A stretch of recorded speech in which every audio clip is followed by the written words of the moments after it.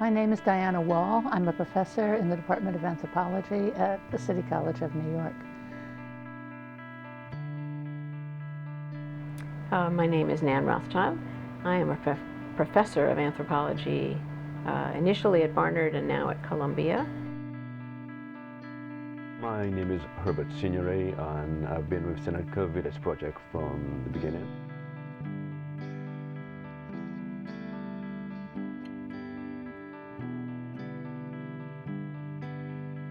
Seneca Village was a community that was really important and that nobody remembers anymore. It was a community of African Americans who, by the criteria that we would apply to African Americans in that time period, were members of the middle class. Seneca Village is a village that was located in what is today Central Park. It was founded in the mid-1820s when some African Americans bought land and built their homes and institutions in what became Seneca Village.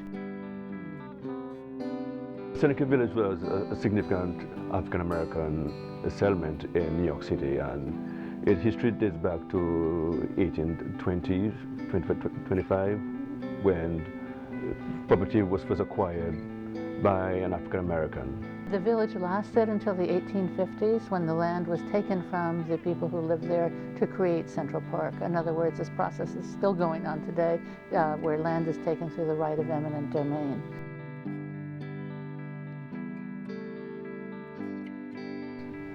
It was a period where the voting laws was changing in New York State. New York State had passed a law in 1820 saying that if you were black and you wanted to vote, you had to own land worth $250. The requirements for white males to vote was reduced, and the requirement for African American males was increased to resident to the city for 3 years and owning property valued at $250.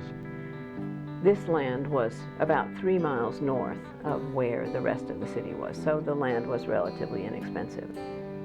We believe that the motivation for acquiring property in Seneca Village was to be enfranchised and be part of a political process. The history of settlement goes up to 1850s, 1855, when the city, through eminent domain, acquired the property.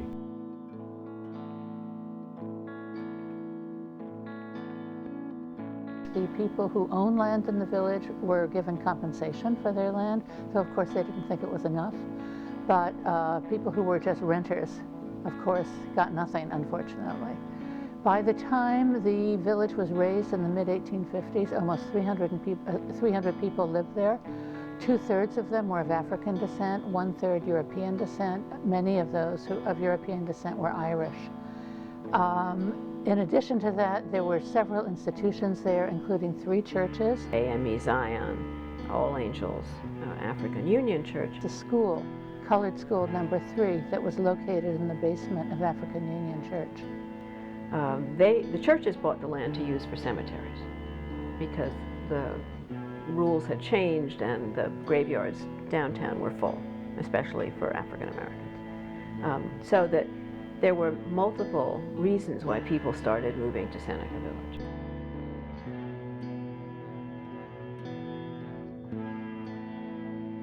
Looking at the birth and death records and church records, you can see the relationship between members of the community and how there were support networks built in.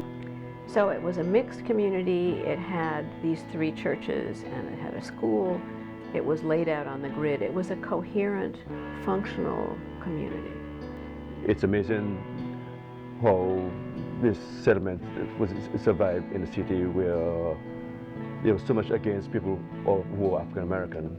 I mean, when I think of it, I think it must have been really nice.